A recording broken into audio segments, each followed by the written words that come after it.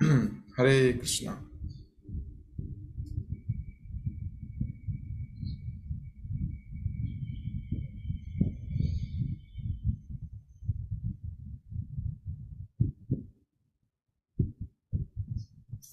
हरे कृष्णा। तो third canto अभी last अध्याय चल रहा है, अंतिम अध्याय। और यहाँ पर हम देख रहे हैं कि अ, जो माता देवहूति हैं, अभी उनको ज्ञान दे दिया कपिल देव भगवान ने, और उनके पति ऑलरेडी जंगल में जा चुके हैं। चले गए, छोड़ के पुत्र दे के उनको चले गए। और उन्होंने कपिल देव भगवान से जो है दिव्य ज्ञान प्राप्त किया। और दिव्य ज्ञान प्राप्त करने के बाद क्या हुआ, इतना ऑपुलेंस मिला उनको। पहले तो जो कर्दम मुनि की सेवा कर रही थी, जंगल में रहते थे, तो कोई समस्या, कोई सुविधा नहीं थी। देवहूति माता तो जो है वो राजघराने में पली बड़ी थी, लेकिन जो कर्दम मुनि थे वो जंगल में रहते थे, तपस्या करते थे, तो उनकी सेवा की। सबको पता है पूरा पास्ट टाइम कैसे कर्दम मुनि ने देखा कि उनको दया आई, एकदम इतने भाव सेवा कर रही हैं, खुद को भी भूल चुकी हैं। तो भगवान फिर कर्दम मुनि क्या करते हैं उनके लिए, फिर उनको घुमाने के लिए लेके जाते हैं और एक सुंदर बढ़िया हवाई जहाज बनाते हैं, सब सुविधाएं होती हैं इस तरीके से। और फिर कपिल देव भगवान जो है प्रकट होते हैं,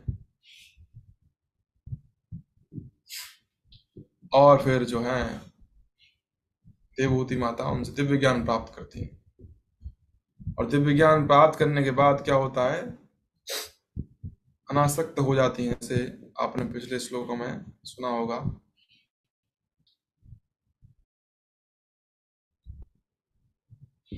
22 नंबर श्लोक में बताते हैं कि इतना ऑपुलेंस था, लेकिन उससे अनासक्त हो गई। क्यों? क्योंकि ये ज्ञान प्राप्त किया था उन्होंने। तो दिव्य ज्ञान जब प्राप्त किया, भक्ति किया, तो अपने आप जो विरक्ति आती है हम देखते हैं, और अनासक्त हो गई। और क्या कर रही हैं अब भगवान में भगवान जो है, भगवान विष्णु, पूर्ण पुरुषोत्तम भगवान, सुप्रीम पर्सनैलिटी गॉडेड भगवान में क्या कर रही है, चिंतन लगा रही, भगवान में ध्यान लगा रही हैं। और 23 नंबर श्लोक में बताते हैं कि उत्सुकता पूर्वक उन्होंने अपने अपने पुत्र भगवान कपिल देव के से अत्यंत उत्सुकता पूर्वक एवं विस्तार पूर्वक सुनकर देवहूति जो क्या करती हैं, परमेश्वर के विष्णु स्वरूप का निरंतर ध्यान करने लगी।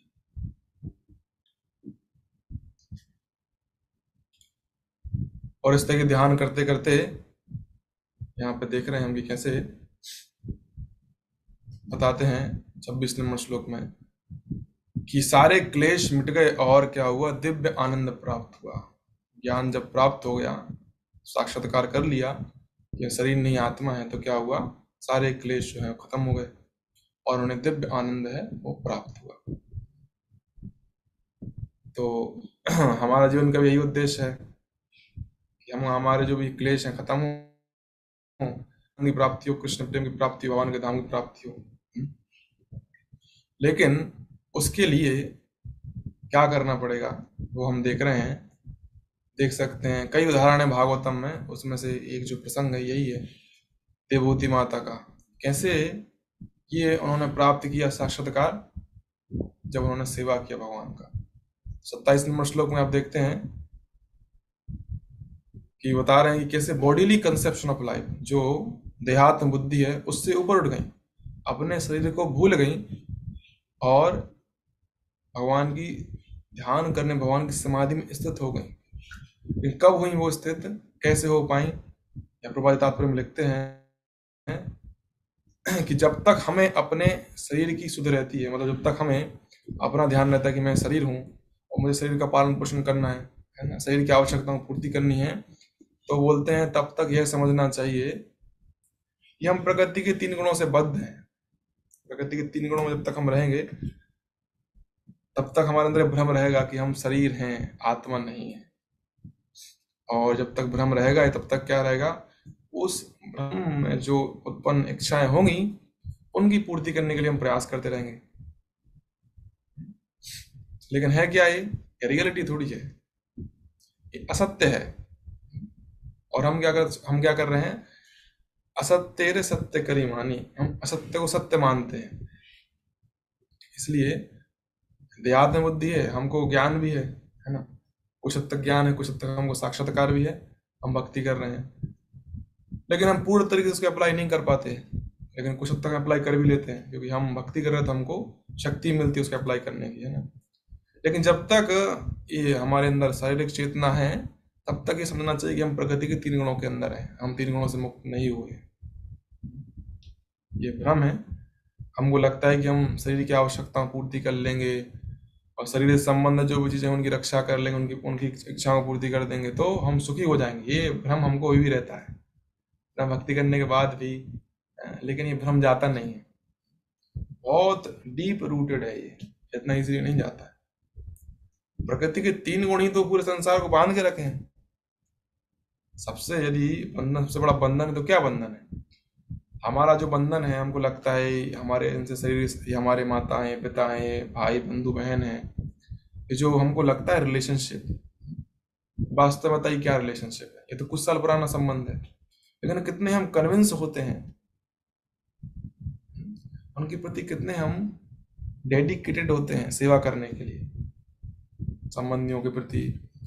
कुछ साल पुराना संबंध, लेकिन कितना डीप रूटेड होता है आसक्ति कि इतने इसलिए हम उसको छोड़ नहीं पाते। क्यों नहीं छोड़ पाते? बिकॉज अनंत काल से हम यही करते आ रहे हैं। कुछ साल पुराना संबंध, लेकिन हम कितने आसक्त हो जाते हैं अपने आसपास की चीज़ों से, संबंधियों से, निर्जीव वस्तुओं से भी कितने आसक्त हो जाते हैं। मेरा मोबाइल, मेरा टीवी, मेरा घर, मेरी गाड़ी। कुछ समय लगता है, सपोज करिए एग्जांपल देता हूँ, आप किसी दुकान में जाते हैं मोबाइल खरीदने के लिए, ठीक है, और आप दुकानदार को बोलते हैं कि मोबाइल दिखाइए, मोबाइल दिखाता है, अलग अलग मोबाइल दिखाता है आपको, है ना।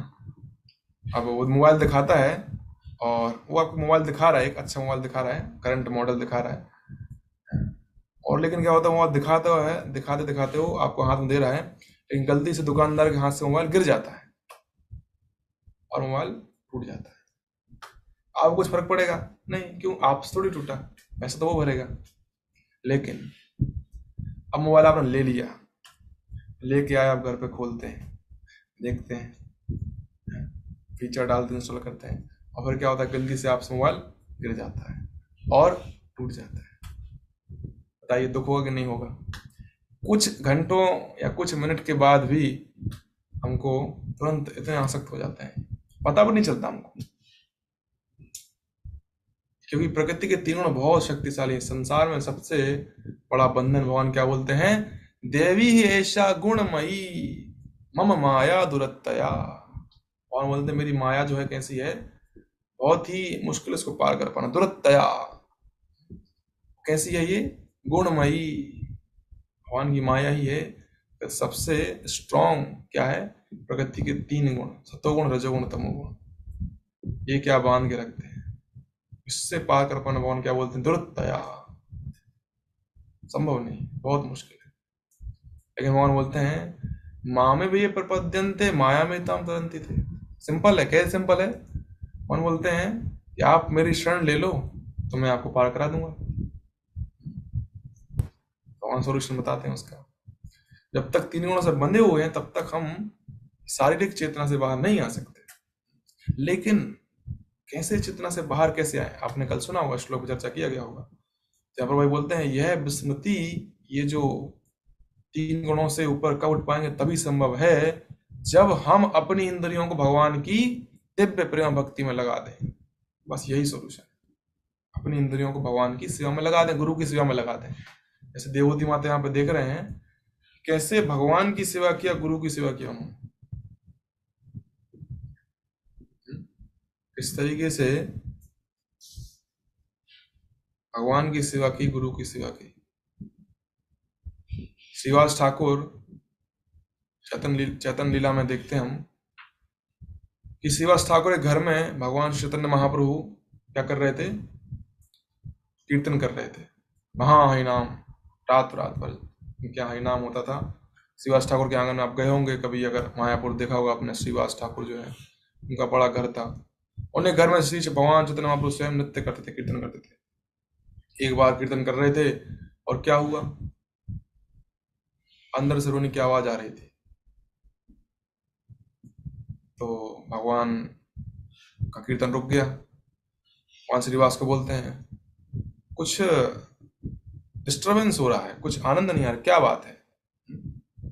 तो श्रीवास ठाकुर बोलते हैं मैं पता करता हूँ, भाई आप कीर्तन मत रखिए, आप कीर्तन चालू रखिए, मैं पता करके आता हूँ।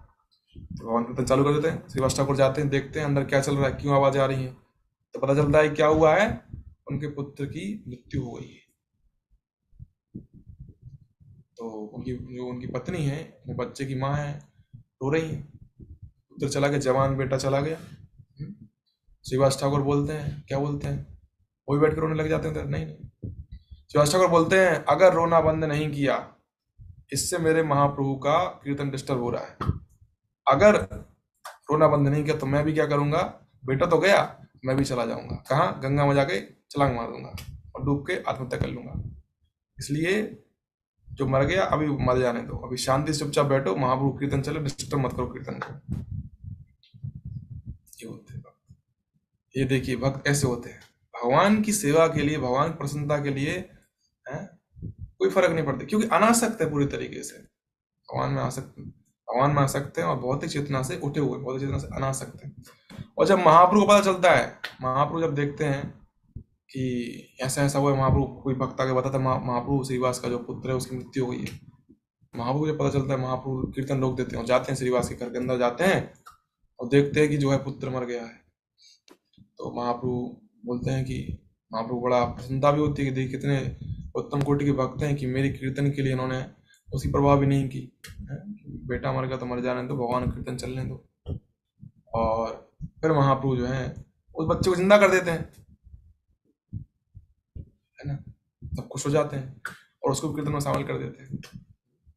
भगवान कुछ भी कर सकते हैं, लेकिन हमें अपने तरीके से अनासक्त होना चाहिए। अनासक्ति कैसे आएगी, ये सारी चेतना से कब उठ पाएंगे, जब हम भगवान की सेवा करेंगे। हम देखते हैं गोपियां भी, देखिए कि जब भगवान बांसुरी बजाते थे वंशी भट्ट में अर्धरात्रि को, सोचिए, और सभी जो गोपियां हैं, कोई जो है घर में कुछ सेवा कर रही हैं, पति को खाना परोस रही हैं, बच्चे को दूध पिला रही हैं, सास ससुर की सेवा कर रही हैं, गौशाला में सेवा कर रही हैं, अलग अलग गोपियां अलग अलग सेवा कर रही हैं। लेकिन जैसे भगवान बांसुरी बजाते हैं तो क्या करती हैं सब गोपियां, सब कार्य छोड़ के सीधा भगवान के पास आ जाती हैं। ये चिंता नहीं करती कि क्या पति सोचेंगे, क्या कोई सोचेगा। ऐसे दूसरी पत्नियां जो होती हैं कि भगवान पहले ब्राह्मणों के पास भेजते हैं, चाहिए भाई ग्वाल वालों को चाहिए भोजन लेके आइए, लेकिन ब्राह्मण मना कर देते हैं। भगवान फिर दूसरी पत्नियों के पास भेजते हैं, जाइए उनकी पत्नियों के पास जाइए, ग्वाल वालों को बोलते हैं और बोल रहे हैं कृष्ण बलराम को भूख लगी, उनके लिए भोजन दे दो। ग्वाल वाल जाते हैं और दूसरी पत्नियां अपने पतियों की चिंता किए बिना, सोचती बात पहले, एक्शन लेती सोचती बात में, एक्शन पहले ले लिया कि भगवान को भूख लगी, पहले उठाओ सब सामान चलो, वहां आके आ जाती हैं, भगवान को खिला देती हैं। बाद में ध्यान आता है अब घर नहीं जाएंगे, घर जाएंगे तो क्या होगा, पति हमारे हमको स्वीकार नहीं करेंगे, है ना। लेकिन भगवान बोलते नहीं, आप जाइए, पति आपका सम्मान करेंगे। तो हमको कई बार लगता है कि अरे भगवान को देने में कंजूसी करते हैं, भगवान को अपना धन, अपना तन, अपना मन देने में कंजूसी करते हैं। है सब किसका, भगवान का ही तो है, हमारा तो है नहीं। साउथ इंडिया में एक बड़े आचार्य हुए, कुरेश राजा थे, जो अपने क्या बोलते हैं उसको, भंडार जो होता है ना, इसमें भंडार राजा का जो पूरा धन होता है जिसमें, उसको खोल के रखते थे, खुला ओपन खुला हुआ है, जिसको इतना चाहिए आके लेके जाओ, और उसको जो चाहिए लेके जाइए। तो उनका भाव क्या था, सब भगवान की संपत्ति है, मैं तो राजा हूं, मैं तो सेवक हूं उनका, मैं कौन होता हूँ उस पर कंट्रोल करने वाला, जिसको आवश्यकता लेके जाए। कई बार तो जो है वो वहाँ खड़े नहीं होते थे, क्योंकि लोग कंजूसी, लोग जो है शर्माएंगे लेने के लिए, तो वहां से चले जाते थे। और जिसको इतना चाहिए, भगवान भगवान की सेवा के लिए जो भी चाहिए आप लेके जाइए। सब संपत्ति भगवान की है, लेकिन हम कंजूसी करते हैं भगवान को देने में, हम धन देने में कंजूसी करते हैं। फिर हम तो भक्त हैं, हम तो नहीं करते। बाहर के लोग जो, जिनके पास धन बहुत है लेकिन भगवान को नहीं देते, है ना। फिर भगवान की सेवा में तन लगाना, अपना शरीर को लगाना, भगवान की सेवा के लिए अपने तन को लगाना, मोर एडवांस। तो तन दे सकते, लेकिन धन देना बड़ा मुश्किल होता है।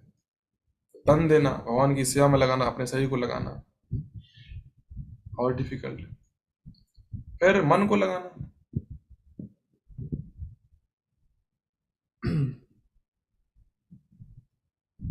शरीर की आवश्यकताओं को तो हम कम कर भी सकते हैं।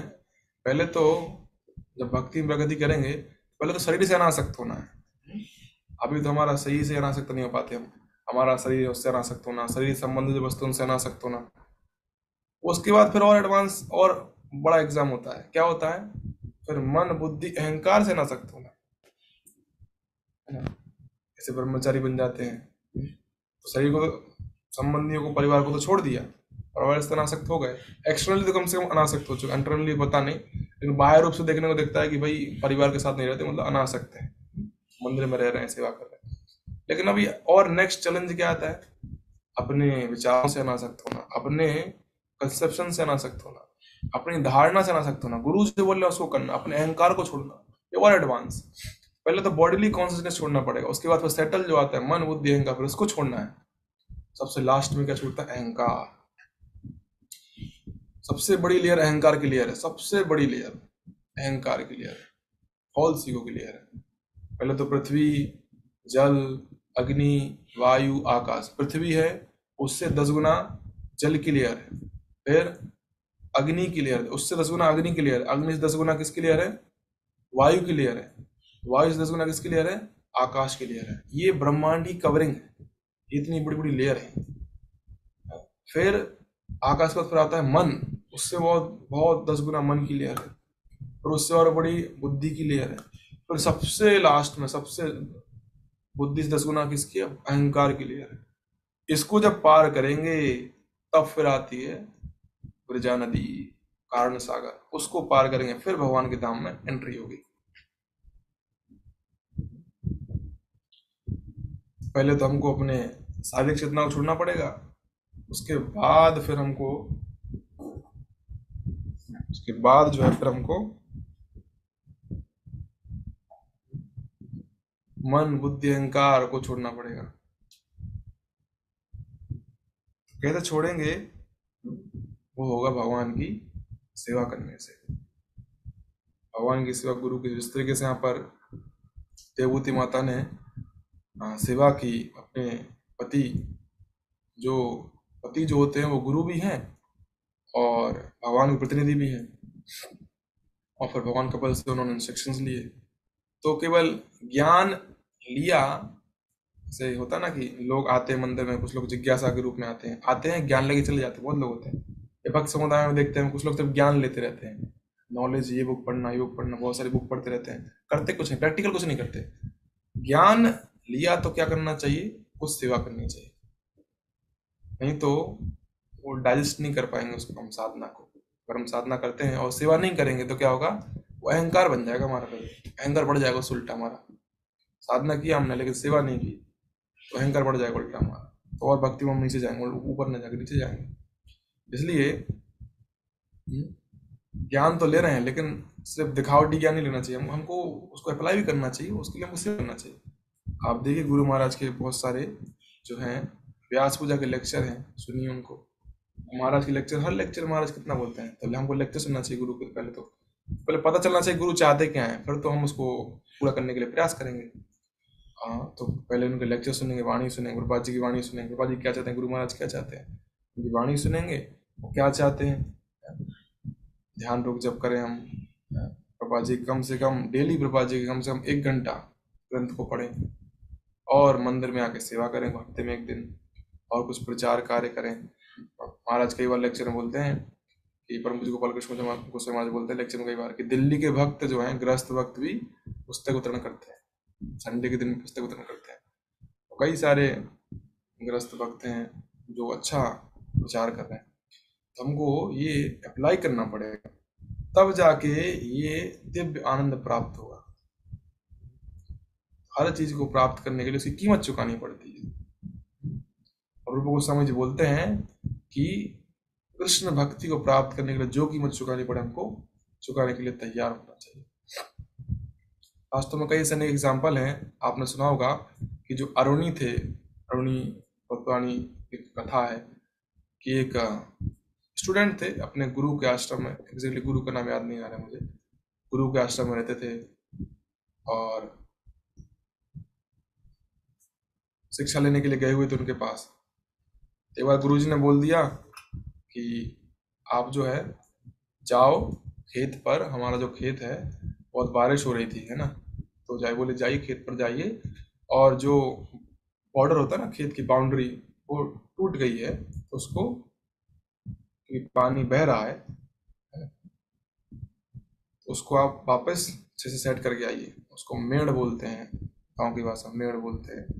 जो टूट चुकी है तो उसको वापस बना के आइए, तो पानी एक खेत से दूसरे खेत में पानी जा रहा है, बहुत बारिश हो रही थी। इस तरीके से उनको आदेश दे दिया, तो आदेश को पूर्ति करने के लिए चले गए। बारिश हो रही थी, चले जाते हैं अकेले, छोटे से बालक होते हैं 5 साल के, बड़ा प्रयास करते हैं कि फिर से वो जो मेड़ टूट गई है उसको फिर से बनाने का प्रयास करते हैं, है ना। लेकिन देखते हैं कि असंभव है, क्योंकि पानी का बहाव है, बहुत बारिश हो रही है, नहीं कर पाते। तो क्या करते हैं फिर, वो स्वयं अपने आप को, जो मेरे टूट जितना स्पेस टूट गया था, ज़्यादा बड़ा स्पेस नहीं था, अपने आप को वहाँ पर लेटा देते हैं।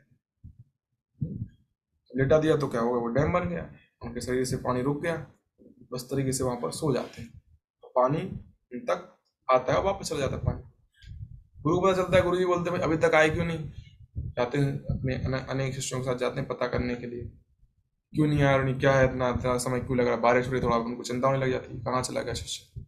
आते हैं, देखते हैं कि भाई वो तो लेटा हुआ है, पूछते हैं अरे ये क्या कर रहे हैं आप, तो तबीयत खराब हो जाएगी आपकी। उठाते हैं और देखते हैं कि क्या हालत हो रखा है बारिश में। पूछते हैं ऐसा क्यों किया आपने, बोले मैंने प्रयास किया लेकिन हो नहीं रहा था, बन नहीं रही थी मेड़, मैं खुद स्वयं जो है लेट गया। तो वो तो गुरु कितने प्रश्न होते हैं कि उनकी एक इंस्ट्रक्शन को पूरा करने के लिए अपने आप पूरा दाव पर लगा दिया उन्होंने, बड़े प्रसन्न होते हैं गुरु जी।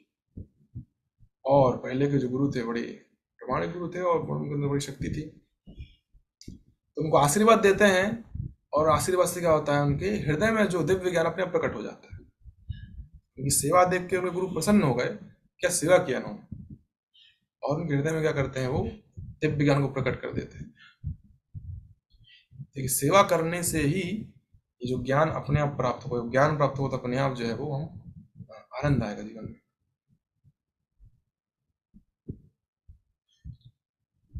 और फिर जो ज्ञान प्राप्त होता है तो उसको अप्लाई करते हैं।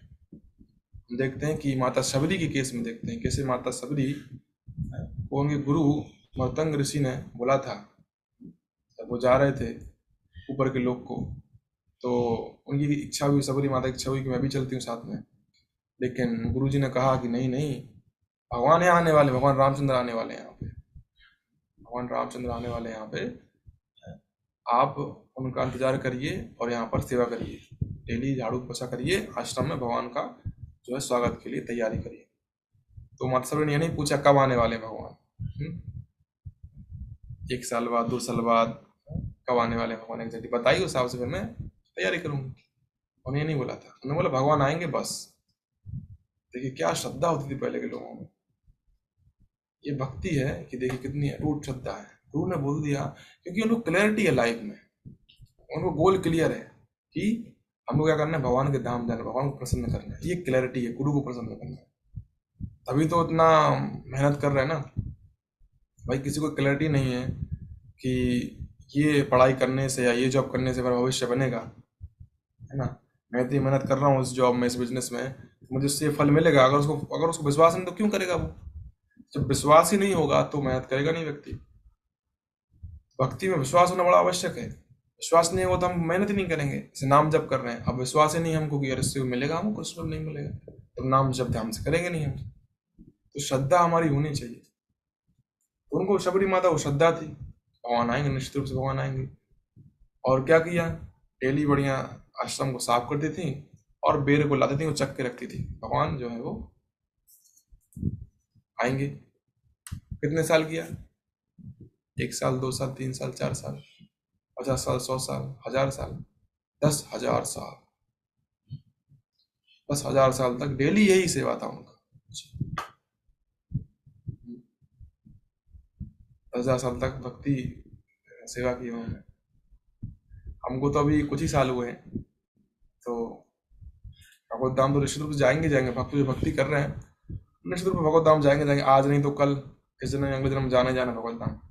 लेकिन ये गोल फोकस ना करते हुए, फल फोकस ना करते, हमको अपनी सेवा फोकस करेंगे, अपने सेवा पे जो है ध्यान देंगे ज़्यादा, तो जल्दी प्रगति कर पाएंगे। हम ज़्यादातर क्या होता है, हम फल पे ध्यान देते हैं, टेंडेंसी है हमारी कि फल आ रहा है कि नहीं आ रहा है, उससे ज़्यादा हमको अपने सेवा पर ध्यान देना चाहिए। तो सबरी माता ने सेवा किया और स्वयं भगवान श्री रामचंद्र अपने लक्ष्मण भाई के सहित स्वयं कृष्ण बलराम वही आए, दर्शन दिया और उनके झूठे बेर खाए, उनकी उनसे सेवा स्वीकार की भगवान ने।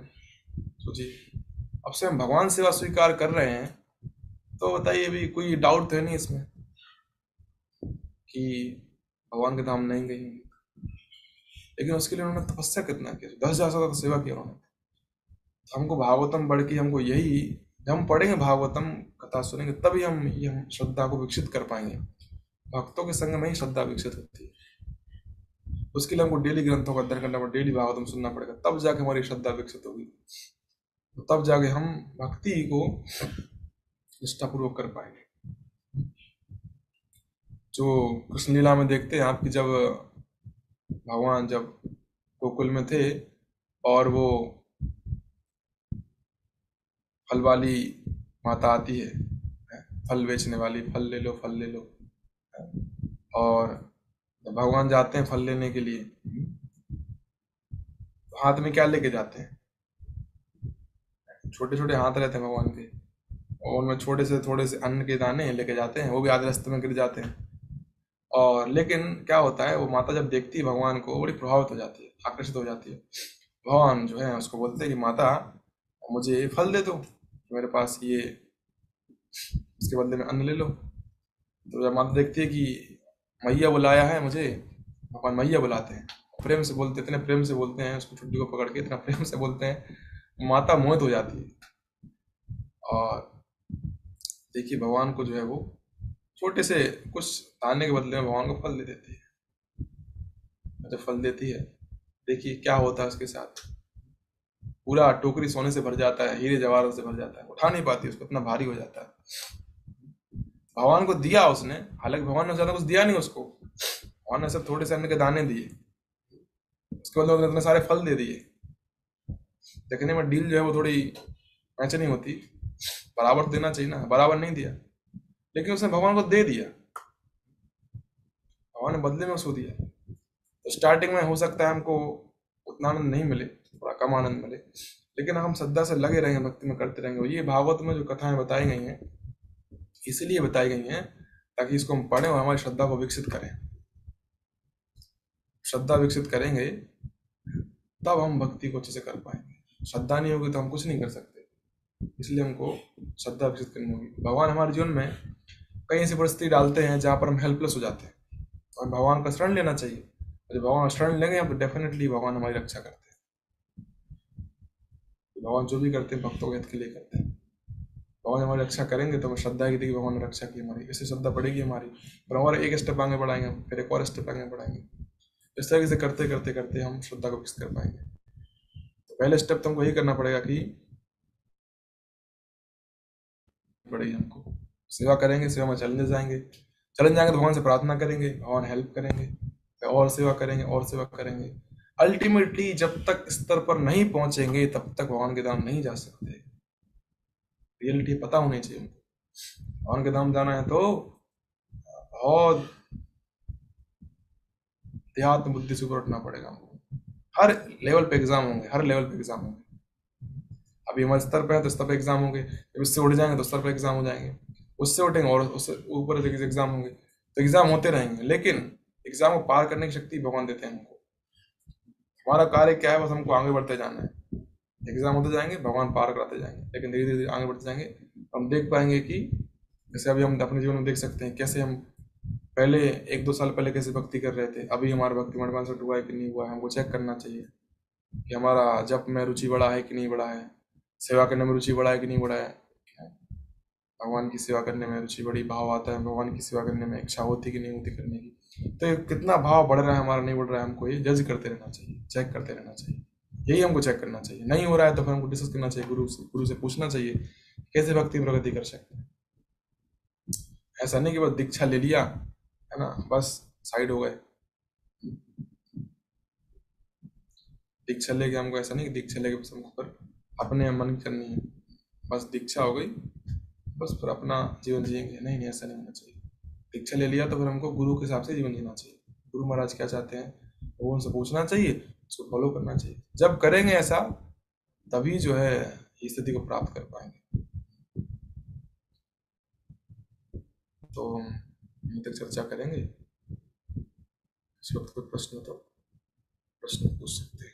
हरे कृष्णा। गंधराज भागवतम की जय। शिला प्रभुपाद की